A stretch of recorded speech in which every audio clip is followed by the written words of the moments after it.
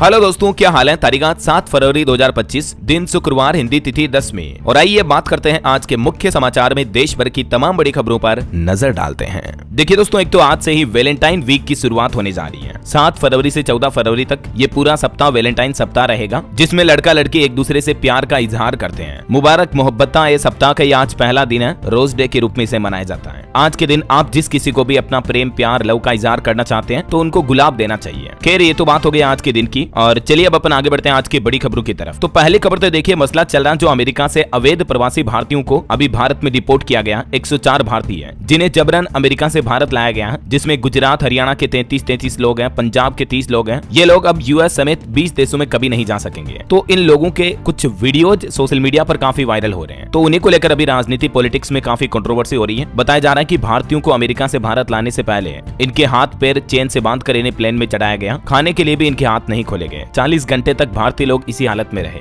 यहाँ तक कि भारत आई महिलाओं का भी कहना है कि अमेरिका से उनको भी बेड़ियां डालकर लाया गया। पिछले 11 दिनों से ये अमेरिका में कैद थे। तो ये जो अमेरिका से जबरन भारतीयों को लाया गया है, ये अब कनाडा, इंग्लैंड समेत 20 देशों में नहीं जा सकेंगे। 4 तरह की इन पर कानूनी कार्रवाई भी की जा सकती है। तो अभी इन लोगों के जो ये वीडियो वायरल हो रहे हैं चेन जंजीर वगैरह से बांधने के, ठीक है, तो इनको लेकर कंट्रोवर्सी हो रही है। देखिए आप, पंजाब के भी मंत्री का कहना है कि अपने दोस्त डोनाल्ड ट्रंप से बात करें पीएम मोदी इस मुद्दे पर। भारत के संसद भवन में भी विपक्ष ने हथकड़ी पहनकर प्रदर्शन किया, पोस्टर लहराए जिसमें लिखा था कि बेड़ियों में हिंदुस्तान नहीं सहेंगे ये अपमान। तो इस मुद्दे पर हमारे विदेश मंत्री एस जयशंकर भी बोले कि पहली बार ऐसा नहीं हुआ, इससे पहले भी डिपोर्ट किए गए थे कई भारतीय। मतलब ये डिपोर्टेशन पहली बार नहीं रहा, बल्कि ये नियम साल 2012 से ही लागू है। एस जयशंकर ने कहा कि अमेरिका से भारतीयों की बेदखली कई बार हो चुकी है। पिछले 16 सालों में 15,652 लोगों को वापस भेजा गया। कांग्रेस ने यह आरोप लगाया कि हमारे भारतीय नागरिकों से आतंकियों जैसा बर्ताव किया गया। और कहीं न कहीं बात भी सही है। अमेरिका में जो भारतीय लोगों के साथ ये बर्ताव हुआ वाकई में शर्मनाक है। इधर राज्यसभा में कांग्रेस पर बरसे पीएम मोदी भी। प्रधानमंत्री ने कहा कि उनके लिए फैमिली फर्स्ट है, हमारे लिए नेशन फर्स्ट है। राज्यसभा में पीएम मोदी ने 92 मिनट की स्पीच दी और कहा कि हमारा एजेंडा नेशन फर्स्ट है, जबकि कांग्रेस का मॉडल है फैमिली फर्स्ट। सत्ता सुख के लिए कांग्रेस ने लोकतंत्र को भी कुचल दिया। अपने राज्यसभा के संबोधन में पीएम मोदी ने फ्रीडम ऑफ स्पीच और इमरजेंसी तक के मुद्दों का भी जिक्र किया। इधर राहुल गांधी भी बोले कि आरएसएस अपना विचार थोपना चाहती है। इनका इरादा राज्यों के इतिहास और संस्कृति को खत्म करना है, लेकिन देश इसे स्वीकार नहीं करेगा। तो ये तो कुछ पॉलिटिक्स की बातें चल रही है। और चलिए अब अपन आगे बढ़ते हैं खबरों में। देखिए पहली खबर, भारतीय सेना की ताकत बढ़ने वाली है। पिनाका रॉकेट लॉन्चर के लिए रक्षा मंत्रालय ने बड़ी रणनीति बनाई है। 10,000 करोड़ के एमओयू की तैयारी की जा रही है। भारत को इस साल 2025 में मिलेगी S-400 की चौथी स्क्वाड्रन भी। रूस से 5 डील की है भारत ने, जिनमें से 3 मिल चुके हैं। इनकी 400 किलोमीटर तक की रेंज है और 80% तक टारगेट इनके सटीक रहते हैं। तो ये डील पूरी होने के बाद भी इंडियन आर्मी की ताकत और बढ़ेगी, है ना। और वही खबर देखिए आप, महाकुंभ में पाकिस्तान से भी पहली बार आए 68 हिंदू लोग। और अभी अखाड़ों में श्रद्धालुओं की एंट्री रोक दी गई है। प्रयागराज में 12 फरवरी तक स्कूल बंद रहेंगे। 10 फरवरी को राष्ट्रपति द्रौपदी मुर्मू भी प्रयागराज महाकुंभ का दौरा करेगी। चलिए बड़ी खबर देखिए आप, आंध्र प्रदेश की तिरुपति मंदिर से 1000 कर्मचारियों को हटाने की मांग की जा रही है। भाजपा का दावा है कि ये सभी गैर हिंदू हैं। मंदिर कमेटी मेंबर्स अब 14 फरवरी को मुख्यमंत्री से भी मिलेंगे। वहीं एक बड़ी दुर्घटना हो गई। देखिए मध्य प्रदेश के शिवपुरी में एयरफोर्स का फाइटर प्लेन क्रैश हो गया। खेत में गिरते ही मिराज 2000 विमान में आग लगी। हादसे के 7 घंटे बाद भी आग जली रही। हालांकि अच्छी बात ये रही दोस्तों कि हादसे से ठीक पहले दोनों पायलटों ने खुद को इजेक्ट कर लिया। पैराशूट के सहारे वो बाहर निकल गए। ये 3D एनिमेशन में आप देख सकते हैं कि किस तरह से ये फाइटर प्लेन क्रैश हुए हैं। मध्य प्रदेश के शिवपुरी जिले में यह घटना हुई। और दोस्तों एक बड़ा रोड एक्सीडेंट भी हो गया कल। देखिए राजस्थान के जयपुर में भीषण सड़क हादसे में 8 दोस्तों की मौत हो गई। ये सभी के सभी इको में बैठकर महाकुंभ प्रयागराज जा रहे थे, लेकिन रास्ते में ही एक रोडवेज बस का टायर फट गया और बेकाबू बस ने इनकी कार को टक्कर मार दी। जयपुर के दूदू में ये घटना हुई। ये सभी दोस्त राजस्थान के भीलवाड़ा बडलियास इलाके के रहने वाले थे। चलिए अगली बड़ी खबर देखिए, अब लैंडलाइन नंबरों में नहीं लगाना होगा एसटीडी कोड। ट्राई की तरफ से एक नई सिफारिश की गई है। ट्राई के नए नियम के मुताबिक कम दूरी वाले क्षेत्र के भीतर भी कॉल लगाने के लिए 0 का उपयोग करके नंबर डायल किया जाना चाहिए और उसके बाद SDCA कोड और ग्राहक का नंबर होगा। दरअसल ट्राई ने टेलीकॉम कंपनियों से ये नई नंबरिंग प्रणाली की सिफारिश की है। अब लैंडलाइन उपभोक्ताओं को भी सिर्फ 10 अंकों का नंबर ही डायल करना होगा। जो STD कोड पुराने समय में हम लगाते थे तो वो अब लगाने की जरूरत नहीं पड़ेगी। नई योजना के लिए दूर संचार ऑपरेटरों को 6 महीने का समय दिया है ट्राई ने। और वहीं देखिए दोस्तों, दिल्ली विधानसभा चुनाव के बाद अब संजय सिंह ने बड़ा आरोप लगाते हुए कहा कि 7 आम आदमी पार्टी विधायकों को भाजपा में शामिल होने के लिए 15-15 करोड़ का ऑफर मिला है। वैसे अभी आपको पता होगा विधानसभा चुनाव के बाद दिल्ली में जो एग्जिट पोल के सर्वे सामने आए, उनके मुताबिक तो लगभग सभी सर्वे में भाजपा को बहुमत मिलता दिख रहा है। 36 से 61 सीटें भाजपा जीत सकती है। हालांकि दिल्ली के पूर्व सीएम केजरीवाल ने इन एग्जिट पोल को फर्जी बताया। इधर उत्तर प्रदेश में भी देखिए मिल्कीपुर उपचुनाव को लेकर अखिलेश यादव ने कहा कि चुनाव आयोग मर चुका है, सफेद कपड़ा भेंट करना पड़ेगा। रवि किशन ने भी पलटवार किया और कहा कि कफन लाएं, लकड़ी भी ले आते हैं। देखिए राजनीति में इस तरह की कंट्रोवर्सी चल रही है। चलिए अगला अपडेट देखिए, भारत नया एआई मिशन शुरू करने जा रहा। 10,738 करोड़ रुपए के निवेश से हमारे देश में स्टार्टअप्स को वैश्विक बढ़ावा मिलेगा। केंद्रीय मंत्री अश्विनी वैष्णव की तरफ से यह बड़ा ऐलान किया गया है। वहीं खबर है, आज केंद्र की नरेंद्र मोदी सरकार 7 फरवरी को एक बड़ा फैसला ले सकती है। नए आयकर विधेयक को मंजूरी मिल सकती है। दरअसल हमारे देश में इनकम टैक्स यानी आयकर सुधार की ओर सरकार बड़ा कदम बढ़ाने जा रही है और आज नए विधेयक को कैबिनेट से मंजूरी मिल सकती है। फिर इसे 10 फरवरी को लोकसभा में पेश किया जाएगा। केंद्र सरकार का कहना है कि 1961 के आयकर अधिनियम को बदलने के लिए ये नए आयकर विधेयक को मंजूरी देने की तैयारी की जा रही है और नया इनकम टैक्स लॉ जो होगा वो ज्यादा सरल और स्पष्ट बनाया जाएगा। चलिए बैंक एफडी पर अगला अपडेट आ रहा। भारतीय स्टेट बैंक एसबीआई ने एफडी के न्यू रेट्स जारी किए हैं। 10 लाख रुपए तक के निवेश करने पर सीनियर सिटीजन को 1, 3 और 5 साल के लिए अलग अलग ब्याज दरें निकाली है। एसबीआई की लेटेस्ट एफडी इंटरेस्ट रेट आप देख सकते हैं। 1 साल, 3 साल और 5 साल तक अधिकतम 0.8% तक भी भारतीय स्टेट बैंक अभी इंटरेस्ट रेट ऑफर कर रहा है। और एसबीआई ने हाल ही में अमृत वर्षा एफडी स्पेशल योजना भी शुरू की है। ये भी एक विशेष एफडी स्कीम है जिनमें आपको कई लोन की सुविधा और भी कई सारे बेनिफिट मिलते हैं, है ना। चलिए खबर है दोस्तों, भारतीय रिजर्व बैंक आरबीआई के जो नए गवर्नर हैं संजय मल्होत्रा, वो ब्याज दरों में कटौती कर सकते हैं क्योंकि अभी आरबीआई की एमपीसी मीटिंग आज समाप्त हो जाएगी। तो देखते हैं इस बैठक में अगर आज ब्याज दरों में कटौती की जाती है तो लोगों के लिए बैंक लोन वगैरह भी सस्ते हो जाएंगे। दिन में मैं आपको अपडेट बता दूंगा। वैसे गोल्ड लोन पर भी एक रिपोर्ट सामने आ रही है कि आरबीआई की सख्ती भी नहीं रोक सकी रफ्तार। गोल्ड लोन में 72% का उछाल देखा गया बीते साल 2024 में, जबकि पर्सनल और अनसिक्योर्ड लोन में गिरावट आई है।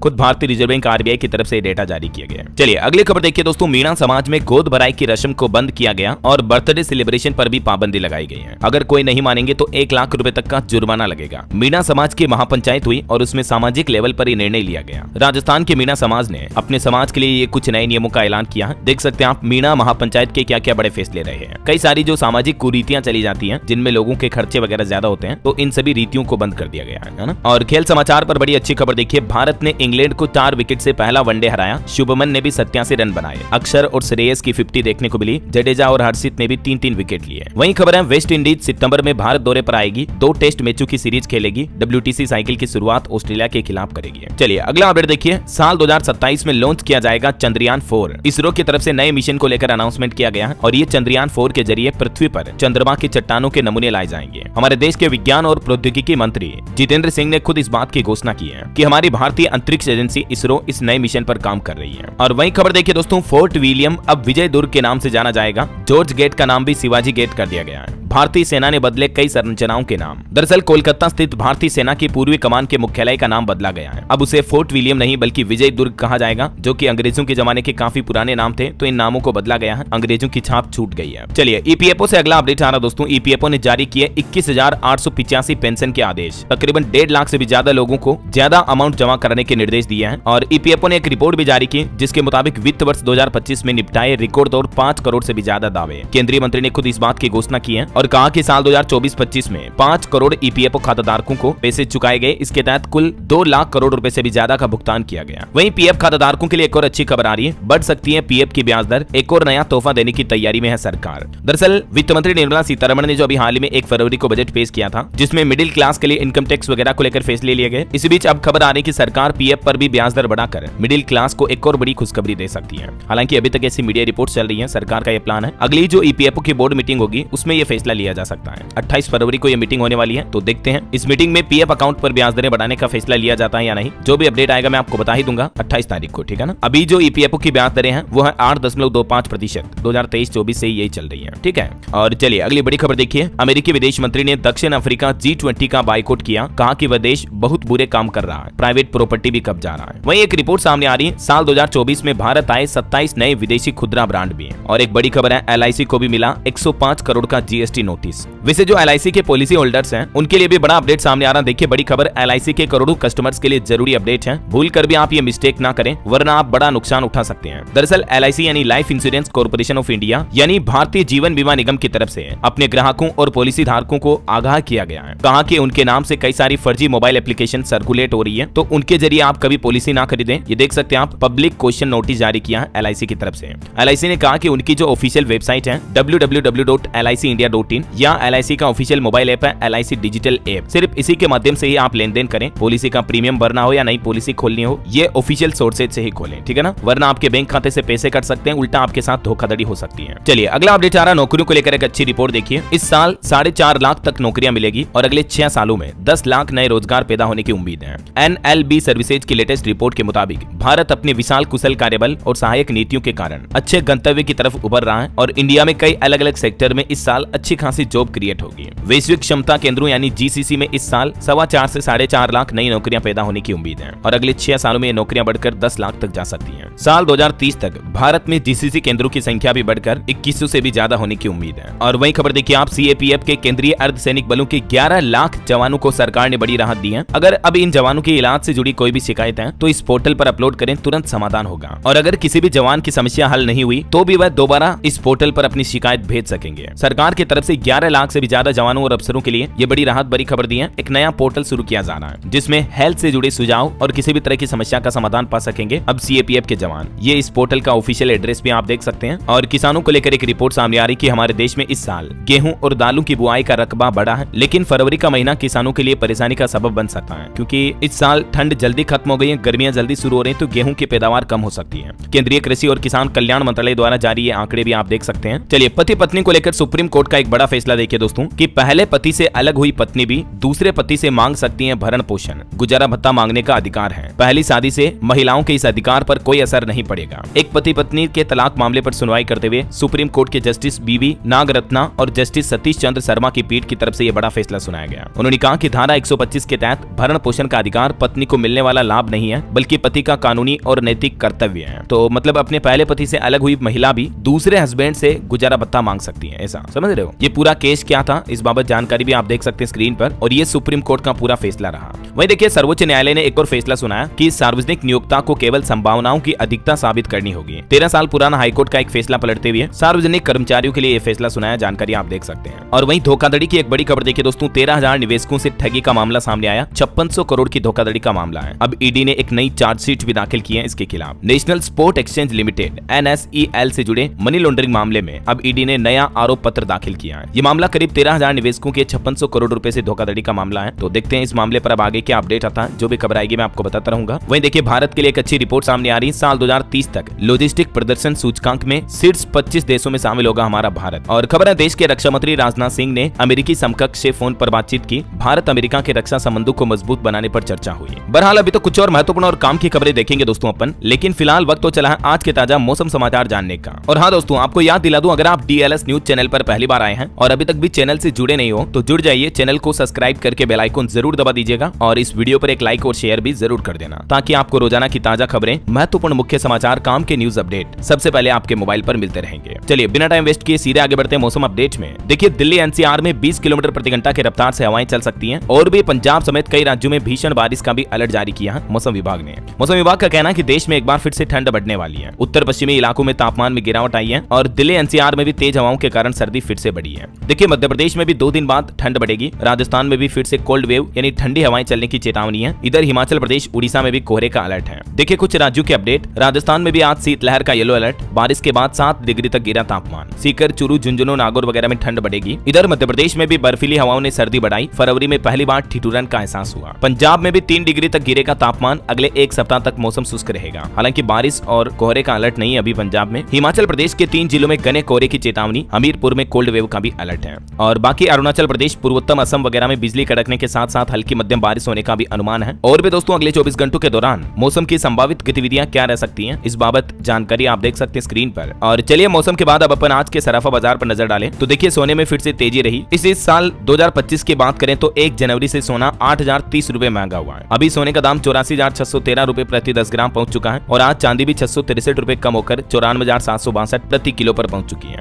लेकिन सोना लगातार बढ़ता जा रहा है ना। चलिए कुछ मार्केट अपडेट्स भी देख लेते हैं। देखिए बीते दिन भारतीय शेयर बाजार में सेंसेक्स 213 अंक गिरकर 78,058 पर बंद हुआ, जबकि निफ्टी भी करीब 92 अंक नीचे फिसला। कुछ कंपनियों के नतीजे देखिए आप। हीरो मोटोकॉर्प अपने शेयरधारकों को डिविडेंड देगी। कंपनी का मुनाफा 12% बढ़कर 1203 करोड़ रुपए रहा। स्विगी कंपनी के खराब नतीजों के बाद इसके शेयर में 6% से ज्यादा की गिरावट देखी गई। वहीं भारतीय स्टेट बैंक SBI का मुनाफा अच्छा खासा रहा। तीसरी तिमाही में 84% बड़ा मुनाफा 16,891 करोड़ रहा टोटल प्रॉफिट। और भारतीय रुपये को लेकर फिर से बुरी खबर आई है, रुपया 16 पैसे और टूटकर 87.59 रुपए प्रति डॉलर के अब तक के सबसे निचले स्तर पर पहुंच चुका है। रुपये में ऑल टाइम लो की गिरावट देखी जा रही है। और जोमेटो कंपनी ने देखिए बड़ा फैसला लिया, अपना नाम बदल दिया। अब जोमेटो को इटरनल के नाम से जाना जाएगा। हालांकि जो जोमेटो का फूड डिलीवरी प्लेटफॉर्म है उसका नाम जोमेटो ही रहेगा, लेकिन कंपनी का कॉर्पोरेट नाम जो पहले zomato.com था उससे बदलकर अब eternal.com हो जाएगा। मतलब जोमेटो अब एज ए सब्सिडरी कंपनी रहेगी इटरनल की, क्योंकि इटरनल अब पेरेंट कंपनी बन जाएगा। इसके अंतर्गत सभी आएंगे जैसे Zomato, Blinkit, district, hyper pure वगैरह। ये सभी जो पहले जोमेटो के ब्रांड थे ये अब इटरनल पेरेंट कंपनी के अंतर्गत आएंगे सभी, है ना। कंपनी के इस फैसले को बोर्ड ने भी मंजूरी दे दी है। चलिए अगला अपडेट देखिए, उत्तर प्रदेश में जो योगी सरकार नई शराब नीति लागू करने जा रही है, तो अप्रैल महीने से ही शराब के दामों में मामूली इजाफा होगा, यानी कि बढ़ोतरी देखी जाएगी। यूपी की योगी कैबिनेट ने 60,000 करोड़ कमाने का लक्ष्य निर्धारित किया है नई शराब की आबकारी नीति के जरिए। और खबर है दोस्तों, झारखंड के डीजीपी बने वरिष्ठ आईपीएस अधिकारी अनुराग गुप्ता। वहीं देखिए बड़ी खबर, नौकरी के लिए विदेश जाने वाले भारतीयों को अब बड़ी मदद मिलेगी। नया कानून लाएगी केंद्र सरकार। जो हमारे देश के युवा रोजगार करने के लिए, जॉब के लिए विदेश जाते हैं, तो उनकी सुरक्षा, प्रबंधन और नियमितता के लिए केंद्र सरकार अब जल्दी एक नया कानून लाने जा रही है, जिससे कि विदेशों में हमारे भारतीय युवा ज्यादा सेफ, सुरक्षित रह सकें और उन्हें किसी तरह की कोई परेशानी, दिक्कत ना आए, है ना। सरकार का प्लान है इमिग्रेशन काउंटर्स पर सभी सूचनाएं मुहैया कराई जानी चाहिए। और भी ज्यादा जानकारी आप देख सकते हैं। चलिए अगली खबर देखिए, उत्तर प्रदेश के धरोहर बनेंगे रिजोर्ट। 13 तरह की प्राचीन इमारतों का कायाकल्प यानी रीडेवलपमेंट किया जाएगा। पीपीपी मॉडल पर इन्हें तैयार किया जाएगा। यूपी सरकार का यह नया प्लान है।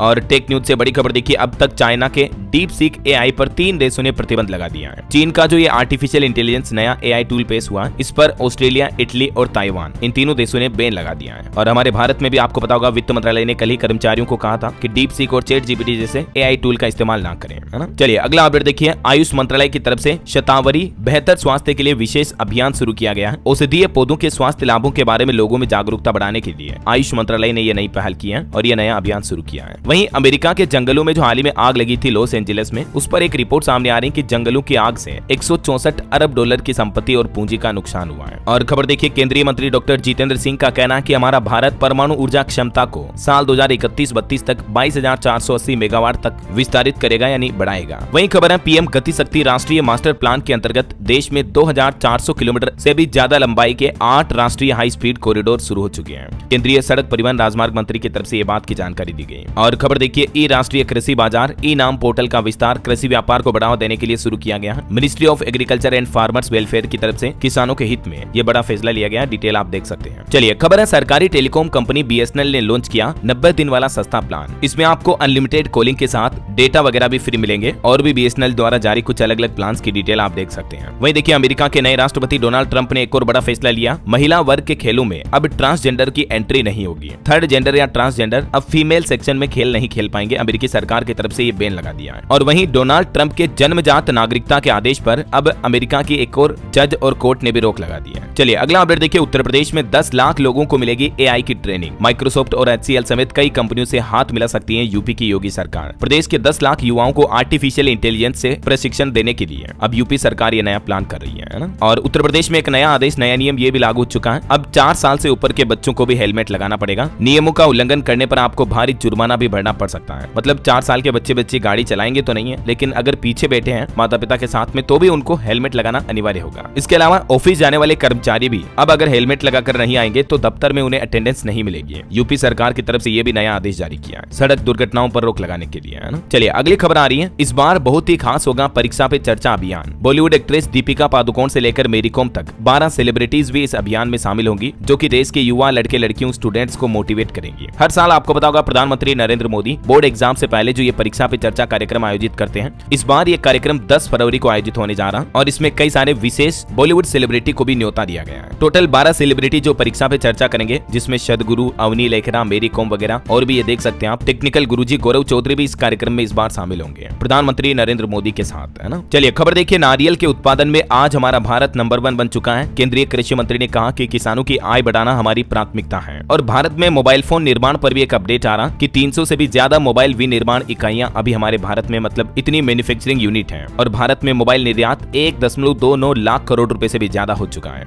वहीं खबर है, Delhi international leather expo 2025 Yashobhoomi में 20 से 21 फरवरी को आयोजित किया जाएगा। और खबर देखिए, पंजाब नेशनल बैंक ने आवास एवं सूर्य घर ऋण एक्सपो आयोजन करने का फैसला किया है 7-8 फरवरी को। पंजाब नेशनल बैंक PNB द्वारा देश भर के 150 से भी ज्यादा शहरों में आवास एवं सूर्य घर ऋण एक्सपो आयोजन किया जा रहा है, जिसमें आपको PNB के अंदर कई सारी फैसिलिटी वगैरह वगैरह भी मिलेगी। चलिए खबर देखिए, रेडियो जॉकी आरजे कार्तिक की पहली किताब कर दिखाओ कुछ ऐसा, इस टाइटल से लॉन्च हुई है। विश्व पुस्तक मेले दिल्ली में वो बोले कि अगर आप सीखेंगे नहीं तो जीतेंगे कैसे। फैंस ने उनके साथ सेल्फी और ऑटोग्राफ भी लिए। और वही खबर है दोस्तों, झारखंड में 15,000 युवाओं को मिलेगी नौकरी। हेमंत सोरेन सरकार की तरफ से एक बड़ा ऐलान किया गया है। राज्य में निवेश के लिए 26,000 करोड़ रुपए से भी ज्यादा के निवेश प्रस्ताव मिल चुके हैं। तो इन निवेश प्रस्ताव के लागू होने से राज्य में 15,000 से ज्यादा युवाओं को रोजगार मिलने वाला है ना। वहीं महाकुंभ पर खबर आ रही दोस्तों, राजस्थान के मुख्यमंत्री भजन लाल समेत उनके मंत्रीगण और विधायक भी कल 8 फरवरी को महाकुंभ प्रयागराज रवाना होंगे। चलिए बड़ी खबर देखिए, अब स्कूल में छात्रों की ऑनलाइन हाजिरी लगेगी। बिहार के 6 जिलों के लिए शिक्षा विभाग की तरफ से नया फरमान जारी किया है। बिहार में पटना, नालंदा, वैशाली, जहानाबाद, सारण और भोजपुर जिले में फिलहाल ये व्यवस्था लागू होने जा रही है। और शुरुआत में कक्षा 3 के विद्यार्थियों की ऑनलाइन हाजिरी लगेगी। अगर ये पायलट प्रोजेक्ट सफल रहा तो इसे पूरे बिहार में यानी सभी जिलों के स्कूलों में लागू कर सकती है बिहार की नीतीश सरकार। बिहार में अब टेबलेट के जरिए स्कूली बच्चों की ऑनलाइन अटेंडेंस लगाने की तैयारी कर रही है नीतीश सरकार। फिलहाल पायलट प्रोजेक्ट शुरू किया जा रहा है इन 6 जिलों में, है ना। मोबाइल ऐप के जरिए मतलब बच्चों की हाजिरी लगेगी। शिक्षा विभाग के एसीएस की तरफ से निर्देश भी जारी किया गया। वैसे बिहार वासियों के लिए एक और अच्छी खबर है, बिहार आकर 80 लाख किसानों को तोहफा देंगे प्रधानमंत्री नरेंद्र मोदी। 24 फरवरी को इसी महीने बिहार के भागलपुर दौरे पर आएंगे पीएम मोदी और इस दिन यहां से पीएम किसान सम्मान निधि योजना की 19वीं किस्त जारी करेंगे। देश भर के लाखों करोड़ों किसानों को फायदा मिलेगा। अच्छा, रेलवे के IRCTC ने एक नया टूर पैकेज निकाला है। मात्र 5200 रुपए में माता वैष्णो देवी के दर्शन करने का मौका है।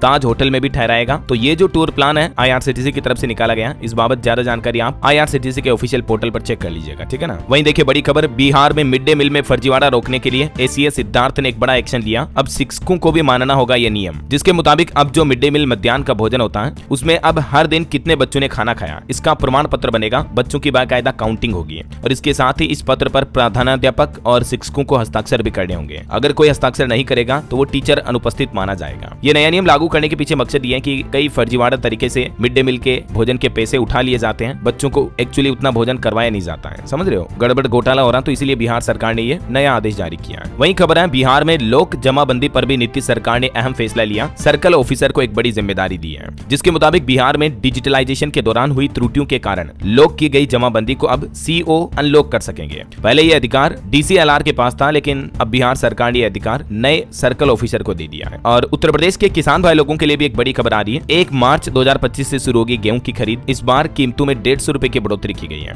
इस बार गेहूं का MSP 2425 रुपए प्रति क्विंटल रखा गया है, ठीक है ना। पिछले साल 2275 ही था। और टेक न्यूज से देखिए एक बड़ी रिपोर्ट सामने आ रही है कि भारत में आधे इंटरनेट यूजर AI का इस्तेमाल कर रहे हैं। और अभी तो ये चाइना का डीपसीक लॉन्च होने के बाद 30% चीनी प्लेटफॉर्म डीपसीक पर स्विच कर चुके हैं ChatGPT को छोड़कर। मतलब कहीं ना कहीं देखा जाए दोस्तों तो भारत में भी AI टेक्नोलॉजी का यूजेज युवाओं में बढ़ रहा है ना। वैसे गूगल ने भी अपने जेमिनी AI 2.0 को रोल आउट कर दिया है। अब नए अपडेट्स का इस्तेमाल सभी लोग कर पाएंगे। इसमें आपको एडवांस AI फीचर्स मिलेंगे। और टेक न्यूज से एक और बड़ी अच्छी खबर देखिए, व्हाट्सएप पर भी एक जल्द ही नया फीचर आ रहा है, जिसके जरिए यूजर्स को बिल पेमेंट करने की भी सुविधा मिलेगी। जी हाँ, व्हाट्सएप के इस नए फीचर की मदद से आप बिजली का बिल, पानी, गैस, मोबाइल रिचार्ज, किराया आदि बिल पेमेंट्स कर पाएंगे। जैसे मतलब गूगल पे, फोन पे, पेटीएम वगैरह में होता है ना, तो वैसे ही अब व्हाट्सएप से भी डायरेक्टली ये बिल पेमेंट हो पाएंगे। अभी तक तो सिर्फ QR वगैरह के जरिए आप UPI पेमेंट कर सकते हैं, लेकिन जल्दी ये बिल वगैरह का भुगतान भी कर पाएंगे, है ना। चलिए मिड डे मील पर एक और बड़ी खबर आ रही है। इस राज्य के मध्याह्न भोजन में नहीं परोसा जाएगा अंडा और मीठा पदार्थ। दरअसल महाराष्ट्र सरकार की तरफ से यह बड़ा फैसला लिया गया है। राज्य सरकार ने साले पोषण आहार में मिलने वाले अंडे और मीठे पदार्थों को बंद करने का आदेश जारी कर दिया है। और वहीं बड़ी खबर देखिए, मध्य प्रदेश के मुख्यमंत्री डॉक्टर मोहन यादव की बड़ी घोषणा। MP के भोपाल में बनेगा आचार्य विद्यासागर महाराज का स्मृति स्थल। और मध्य प्रदेश में स्कूल जाने वाले छात्र छात्राओं के लिए, उनके माता पिता के लिए भी अच्छी खबर आई है। महंगी फीस से राहत मिलेगी। मध्य प्रदेश की सभी स्कूलों के लिए भी एक नया कानून लागू हो चुका है।